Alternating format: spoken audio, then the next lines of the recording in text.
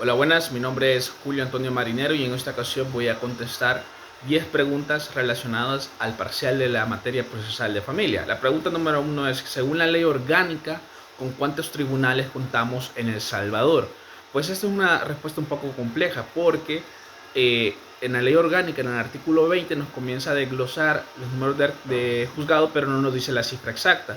Por ejemplo, comienza a mencionar que hay 4 juzgados de familia en San Salvador, en la propia ciudad. Luego hay uno en Soyapango, otro en Apopa, otro en San Marcos, 2 juzgados en la ciudad de Santa Ana y 2 juzgados en la ciudad de San Miguel, así como un juzgado en las cabeceras departamentales restantes. Entonces, como vemos, no hay una cifra exacta, pero para determinar el número total de juzgados, solo necesitamos saber el total de cabeceras departamentales en el país, porque ya enumeramos las primeras, porque tenemos que excluir las ciudades de San Salvador, Santa Ana, San Miguel, ya que en esas sí la ley especifica cuántas hay en esas localidades. Así que nuestro país está dividido en 14 departamentos y cada uno tiene una cabecera departamental. Si hemos contado los juzgados de San Salvador, Santa Ana y San Miguel, nos quedan solamente 11 departamentos restantes y obviamente 11 cabeceras. Así que sumando todos, serían 4 que habíamos mencionado en San Salvador, uno que habíamos mencionado en Soyapango, otro que habíamos mencionado en Apopa, otro en San Marcos, 2 en Santa Ana, 2 en San Miguel y 11 de las restantes cabeceras departamentales. En total sumarían 22 juzgados de familia en nuestro país según la información que encontramos en esa ley. Pregunta número 2. Explique cuál es, en regla general, el proceso para interponer una demanda en el área de familia. Pues es un proceso muy sencillo, lo vamos a enumerar. Número 1, hay que redactar la demanda. La demanda obviamente debe ser redactada por un abogado y debe contener información detallada sobre el caso, incluyendo los hechos, las pruebas y las pretensiones del demandante. Esto es muy importante. También debe incluir el poder del abogado que representa al demandante según el artículo 42 del Código Procesal de Familia. Sin este poder no se hace nada. Segundo paso, presentar la demanda. La demanda debe ser presentada ante el juez correspondiente, que dependerá del tipo del caso.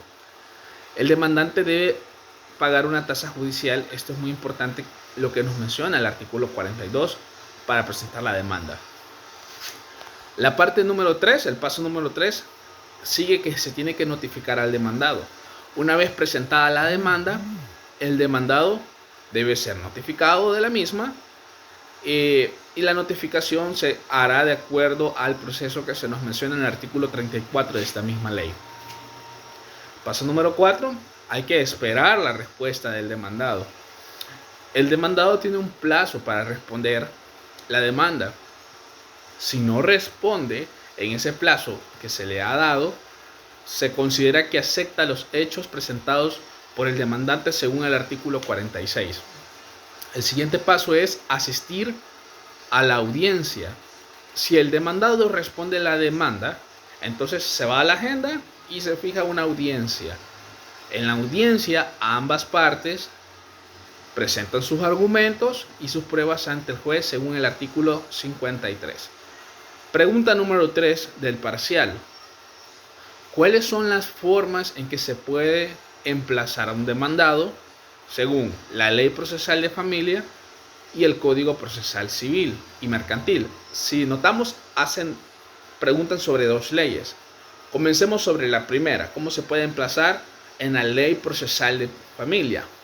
Enumerémoslo para que sea más sencillo. Número 1, emplazamiento en personal o por esquela. Si el domicilio del demandado es conocido, se le notificará y emplazará personalmente, por esquela según sea el caso, de acuerdo al artículo 34 del Código Procesal de Familia. Segundo paso, segunda manera, emplazamiento por provisión o exhorto. Si el domicilio del demandado se encuentra fuera de la sede en donde tiene su asiento el tribunal, Entonces, en ese caso se procederá a emplazarlo mediante provisión o exhorto, según el artículo 34. Otra tercera forma que nos menciona el Código Procesal de Familia es el emplazamiento por suplicatorio. Si el domicilio del demandado se encuentra allá en Estados Unidos, entonces en ese caso se procederá de conformidad a lo dispuesto en los tratados internacionales o en su defecto mediante suplicatorio, y toda esta información la encontramos en el artículo 34. Otra forma es emplazamiento por edicto. Cuando se ignore el paradero del demandado, no se sabe dónde está, se le emplazará por edicto mediante un aviso que se publicará 3 veces en un diario de circulación nacional, con intervalos de 5 días para que éste sepa. Y esto es de acuerdo al artículo 34. Ahora, ¿cómo se emplaza? ¿De qué manera? Según el Código Procesal Civil y Mercantil. El proceso de emplazamiento en procedimientos judiciales puede realizarse de diferentes maneras, según lo establecido en los diferentes artículos, pero regularmente es casi lo mismo. Primera forma, emplazamiento personal, pero esto lo menciona el artículo 177 del Código Civil. Se entrega la notificación y se anexa directamente al domicilio, y si no se encuentra, se deja el aviso, ya sea por otras personas. Otra forma es el emplazamiento por medios técnicos, según el artículo 178 del Código Civil. Se envía la notificación, ya sea por correo electrónico, fax o cualquier medio electrónico que sea efectivo. La tercera forma es emplazamiento por apoderado, según el artículo 184 del Código Civil. Se notifica al apoderado del demandado, puede ser un abogado, quien debe tener poder especial para recibir dicha notificación. Puede ser un familiar o un abogado. Cuarta forma es el emplazamiento por edicto, pero esto lo menciona el artículo 186. De igual manera, si no sabemos dónde se encuentra la persona que se está demandando, se publica un edicto en la prensa nacional, y si no hay comparecencia en 10 días, esto es otro plazo, se asigna a un procurador. Número 5, emplazamiento de un menor, según el artículo 188 del Código Civil. La notificación se entrega a los representantes del menor, si en caso a quien se demanda es menor. 6, emplazamiento de una persona jurídica. En este caso es algo muy especial porque la notificación se entrega a un representante, gerente, director o persona autorizada de la entidad demandada. Entonces, esto es otro caso que sí contempla el Código Civil. También el emplazamiento por estado, que esto es muy interesante lo que menciona el artículo 190, que se nos muestra que se notifica al Estado por medio de un documento que se entrega a la Fiscalía o a un agente designado por esto. Así también, como otra forma de emplazar, está emplazamiento de persona no domiciliaria en El Salvador, según el artículo 191. Para los que no son residentes, la notificación se hace a través de una oficina, sucursal o delegación que tenga en el país, o mediante una persona autorizada de residencia del demandado. Así se solicita también que la parte interesada asuma los costos. Ahora vamos a la cuarta pregunta. ¿Cuál es el plazo para que una persona demandada conteste una demanda? Esta es una respuesta muy sencilla, de acuerdo a la Ley Procesal de Familia, ya que la respuesta la encontramos en el artículo 97. El emplazado, o sea, el demandado deberá contestar la demanda dentro de un plazo de 15 días contando a partir de la notificación respectiva. Pregunta número 5. ¿Cuáles son las formas para que una persona demandada conteste una demanda? Si vemos, llevamos como el hilo del proceso. Paso número 1, presentando un escrito que cumpla con los requisitos señalados en el artículo 46 de la Ley Procesal de Familia dentro del plazo de 15 días que habíamos mencionado a partir de la notificación respectiva. Eso es prácticamente el paso 1. El paso 2 es allanándose expresamente a las peticiones del demandante. Es decir, este puede tener un reconocimiento ya que ante de la sentencia ya que todo esto, lo explica el artículo 47. Esa es otra forma. La tercera forma es, o el tercer paso es proponiendo una reconvención. Siempre que la pretensión del demandado tenga conexión por razón del objeto o por causa con la pretensión del demandante, según el artículo 49 de la Ley Procesal de Familia, se puede llegar a hacer esto. El número 4, alegando todas las excepciones dilatorias o perentorias que abren a su favor, según el artículo 50 de la Ley Procesal de Familia. Ahora, pregunta número 6. Mencione cuáles son los motivos legales por el cual el juez está facultado a hacer prevenciones a la demanda y a la contestación de la demanda. Esto es un caso que nos menciona. Bueno, para comenzar, la demanda, un punto es que la demanda carezca de alguno de los requisitos exigidos en el artículo 96.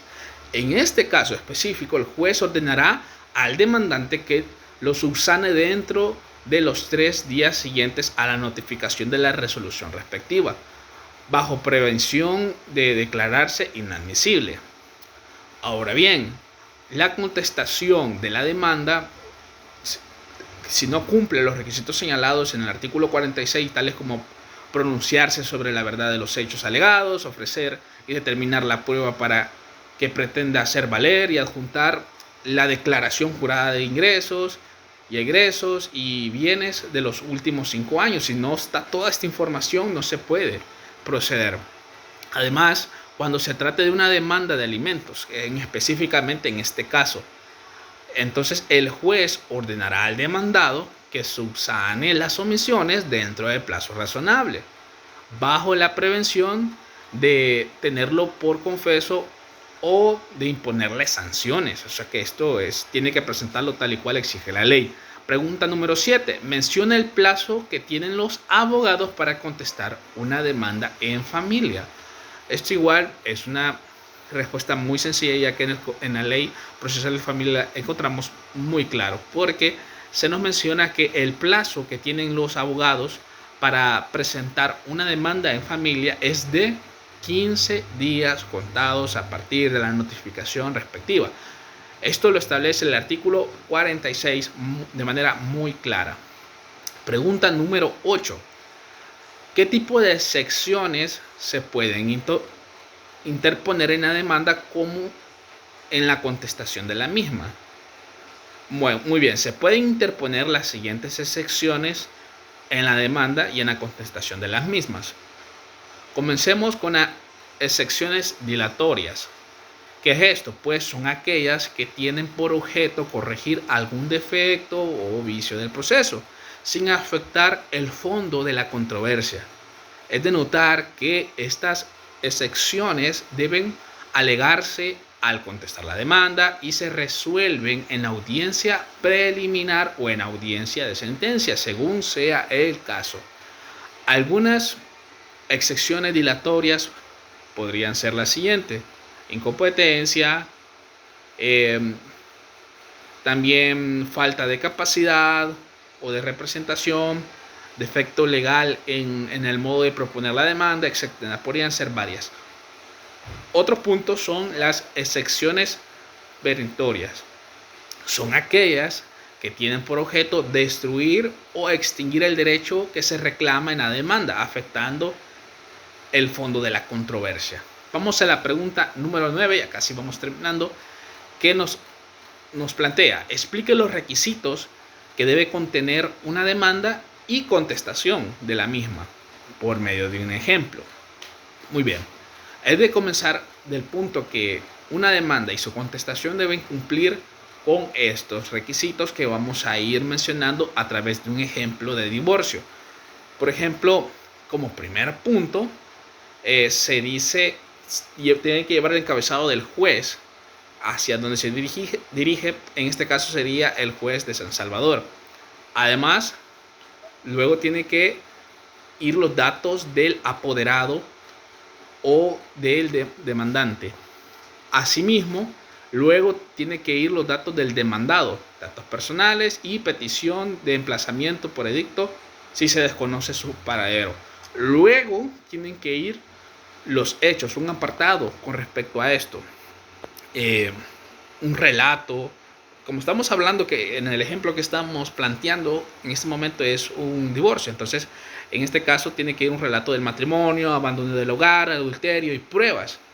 Luego tiene que ir otra sección de pretensión. En este ejemplo que estamos hilando, por ejemplo, puede ser divorcio por adulterio, disolución de bienes, custodia de hijos, pensión alimenticia, régimen de visitas y otras cosas procesales. Entonces, todo eso va a ir en esa sección. También hay otra parte que se puede seccionar como pruebas, como documentación y testimonio y peritajes. Luego, por así decirlo, vienen las notificaciones. Para ello se necesitará la dirección del apoderado. Otra sección son las medidas cautelares. En este caso se puede utilizar una anotación previa y secuestro de bienes. Asimismo, al final se menciona, tiene que llevar el lugar, fecha y firma. Detalles de la demanda y del apoderado. Todos esos puntos tienen que ir. Ahora bien, pensemos en un ejemplo sobre la contestación. ¿Cómo sería? Si alguien lo demanda por divorcio, entonces, ¿cómo sería el esquema? En primer lugar estarían los hechos. En el ejemplo que estamos poniendo podría ser negación de los hechos y acusación hacia el demandante. Otra serían las pruebas. Otra sección que puede presentar la respuesta, ¿va? Documentos bancarios, testimonios y peritaje, que puede decir, no, yo vivo con mi esposa, nunca le he sido infiel y yo siempre le he ayudado. Puede mostrar resúmenes bancarios de transferencia y cosas así. Asimismo, algo que tiene que contener es la declaración jurada, el detalle de los ingresos y egresos. Eso es muy importante. Así que como la otra parte que es la reconvención. Puede ser divorcio por injurias graves y petición de custodia de los hijos. Entonces, estas son como las secciones que debe contener en cada una de las partes. Así de manera muy general, porque es algo muy extenso. Pregunta 10. Explique en qué consisten los incidentes en materia de familia. Pues en este caso, los incidentes en materia de familia son cuestiones secundarias que emergen durante un juicio y deben ser resueltos antes de la sentencia final. Estas son las normas que las rigen en este caso. Como primer punto, no detienen el curso del proceso principal, excepto en casos específicos como conflictos de competencia, recusación o cuando hay que acumular procesos. También es de notar que se presentan por escrito o verbalmente durante la audiencia, detallando la solicitud, hechos, fundamentos legales y pruebas pertinentes. Se resuelven, también es de notar que estos se resuelven en la misma audiencia o en una subsiguiente, dando oportunidad a la parte contraria de ser escuchada y de ser necesario tras la presentación de las pruebas. Además, debe incluir temas como la participación conjunta de las partes, la intervención de terceros, la asociación procesal, conflictos de competencia, recusación, impedimento, acumulación de procesos y la aplicación de medidas cautelares. Entonces, este ha sido el desarrollo del parcial. Muchas gracias por escuchar.